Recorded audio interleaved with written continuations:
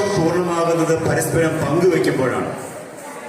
ദൈവം മനുഷ്യന് പങ്കുവെച്ചു കൊടുത്ത ഏറ്റവും വലിയൊരു സമ്മാനമാണ് തന്റെ പ്രിയപുത്രൻ. യേശുക്രിസ്തുവിനെ ഈ ലോകത്തിന് പങ്കുവെച്ച് ദൈവം ലോകത്തെ അത്രയധികം സ്നേഹിച്ചതിന്റെ അടയാളമാണ് ക്രിസ്മസ്. ആദ്യത്തെ ക്രിസ്മസ് പുൽക്കൂട്ടിൽ ഒരു ഉണ്ണിയായി ദൈവപുത്രൻ പിറന്നതിന്റെ ഓർമ്മയാണ്. ആ ഓർമ്മ ഇന്നും അനുസ്മരിക്കുന്നതിന് കാരണം അത്യധികം എളിയ സാഹചര്യങ്ങളിൽ ജീവിക്കുന്നവർക്കും ദൈവം ഒരു സ്ഥാനം നൽകുന്നുണ്ട് എന്നതാണ്. ക്രിസ്മസിനോടനുബന്ധിച്ച് നമ്മൾ കേട്ടിട്ടുള്ള ഒരു കഥയാണ് മാർട്ടിൻ എന്ന ഒരു ചെരുപ്പ് കുത്തിയുടെ കഥ. ഞാൻ നിങ്ങളുടെ ഒരു ചെറിയ ഓർമ്മയ്ക്കായിട്ട് ഞാൻ ഈ കഥയൊന്ന് പങ്കുവെക്കുകയാണ്. മാർട്ടിൻ യൂറോപ്പിലെ ഒരു ചെറിയ ഗ്രാമത്തിൽ ജീവിച്ചിരുന്ന വ്യക്തിയാണ്. പ്രായമായ ഒരു മനുഷ്യൻ, ഒരു 50 വയസ്സിനടുത്ത് പ്രായമുള്ളയാൾ. അയാളുടെ ഭാര്യ അസുഖങ്ങളെ തുടർന്ന് നിര്യാതയായി. പിന്നെ ഒരേ ഒരു മകനുണ്ടായിരുന്നതും സമീപ നാടുകളിൽ അദ്ദേഹവും മരിച്ചുപോയി. അപ്പൊ ഈ ചെരുപ്പ് കുത്തിയായ മാർട്ടിൻ ഒറ്റയ്ക്കിരുന്ന് വിഷമിച്ച് തന്റെ ജീവിതം ഇനി എങ്ങനെ മുന്നോട്ട് പോകണം എന്ന് ആലോചിച്ചിരിക്കുമ്പോഴാണ് ഒരു സന്യാസി ആ ഗ്രാമത്തിലെത്തിയത്. മാർട്ടിന്റെ വിഷമം കണ്ടപ്പോൾ സന്യാസി മാർട്ടിന്റെ അടുക്കലെത്തി. മാർട്ടിനോട് ചോദിച്ചു, മാർട്ടിൻ, നീ എന്താ ഇങ്ങനെ ഇത്രയധികം സങ്കടപ്പെട്ടിരിക്കുക? മാർട്ടിൻ പറഞ്ഞു, എന്റെ ഭാര്യ മരിച്ചു, എന്റെ മകൻ മരിച്ചു, എനിക്ക് പ്രതീക്ഷയ്ക്കധികം കാര്യമില്ല. ഞാനും മരിക്കുന്നതിനെ കുറിച്ചാണ് ആലോചിച്ചിരിക്കുക. എന്റെ ജീവിതം ഇനി എങ്ങനെയെങ്കിലും ഒന്ന് അവസാനിക്കുന്നവരെ ഇങ്ങനെയൊക്കെ മുന്നോട്ട് പോകണം. അപ്പോൾ ആ സന്യാസി പറഞ്ഞു, നിനക്ക് ദൈവത്തിന് വേണ്ടി ജീവിച്ചുകൂടെ? അപ്പൊ ദൈവം എന്റെ അടുക്കിലേക്ക് വരില്ലേ? അത് കേട്ട മാർട്ടിൻ ചോദിച്ചു, ദൈവം എന്റെ അടുക്കിലേക്ക് വരാനോ? അതിന് സാധ്യതയില്ല. സന്യാസി പറഞ്ഞു, വരും, നീ ആദ്യമേ തന്നെ ബൈബിൾ എടുത്ത് വായിക്കുക. അദ്ദേഹം ഇടയ്ക്കിടയ്ക്ക് ബൈബിൾ വായിക്കാൻ തുടങ്ങി. വായിച്ച് കുറെ നാൾ കഴിഞ്ഞപ്പോൾ സ്ഥിരം വായിക്കണമെന്ന് തോന്നലായി. അങ്ങനെ വായിച്ചിരുന്ന ഒരു ദിവസം കിടക്കുമ്പോൾ അധികം ഉറങ്ങുന്നതിന് മുമ്പ് അദ്ദേഹത്തിന് ഒരു ചെറിയൊരു സന്ദേശം കിട്ടി. ദൈവത്തിന്റെ ഒരു സന്ദേശം, ഒരു സ്വപ്ന ചിന്തയിൽ അദ്ദേഹത്തിന് മനസ്സിൽ തോന്നി, ദൈവം നാളെ നിന്റെ അടുക്കിലേക്ക് വരും, നിന്റെ ഭവനത്തിലേക്ക് ദൈവം വരും. അങ്ങനെ ദൈവത്തെ പ്രതീക്ഷയോടുകൂടി അയാൾ പ്രഭാതം മുതലേ കാത്തിരിക്കുകയാണ്. അത്യാവശ്യം ഭക്ഷണപദാർത്ഥങ്ങളൊക്കെ ഒരുക്കി സൂപ്പൊക്കെ ഉണ്ടാക്കി അദ്ദേഹം കാത്തിരിക്കുന്നു. ഈ കാത്തിരിക്കുന്ന സമയത്ത് ജനലിൽ കൂടി അദ്ദേഹം പുറത്തേക്ക് നോക്കിയിരിക്കുമ്പോൾ ദൈവത്തെ കണ്ടുമുട്ടുന്നില്ല, ഒരു ദൈവം വരുന്നില്ല. അങ്ങനെ ഇരിക്കുമ്പോഴാണ് വഴിയരികിൽ, ഡിസംബറിൽ മഞ്ഞുകാലമാണ്, മഞ്ഞെല്ലാം വാരിക്കൂട്ടി വഴി വൃത്തിയാക്കുന്ന ഒരു വൃദ്ധനെ കണ്ടു.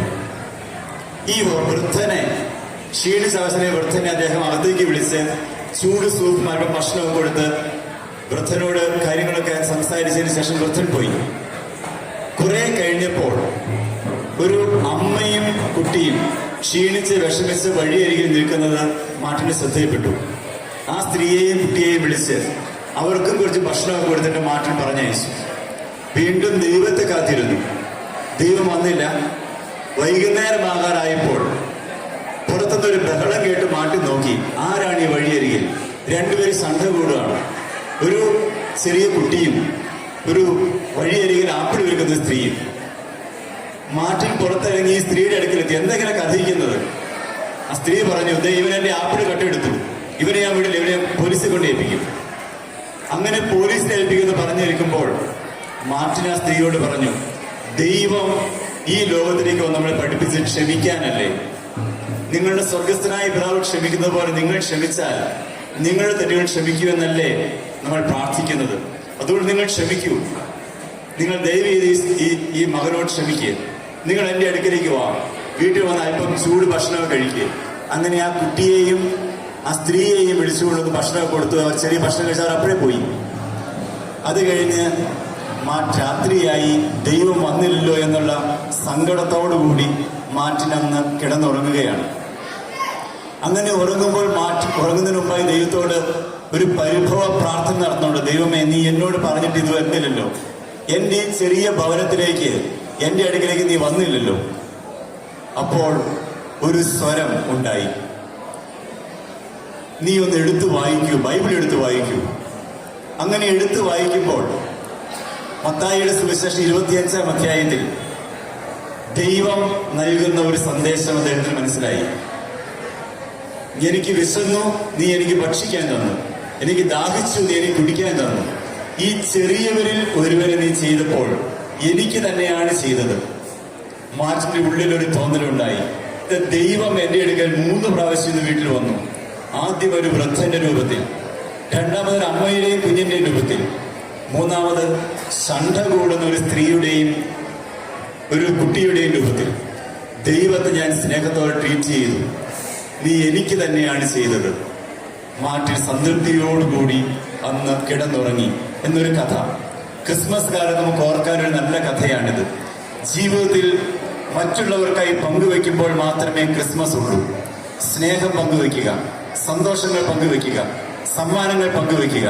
ഇന്ന് നിങ്ങൾക്ക് ഏവർക്കും ഈ ക്രിസ്മസിന്റെ മംഗളങ്ങൾ ഏറെ സ്നേഹത്തോടെ ഞാൻ ആശംസിക്കുന്നു. ഈ ക്രിസ്മസ്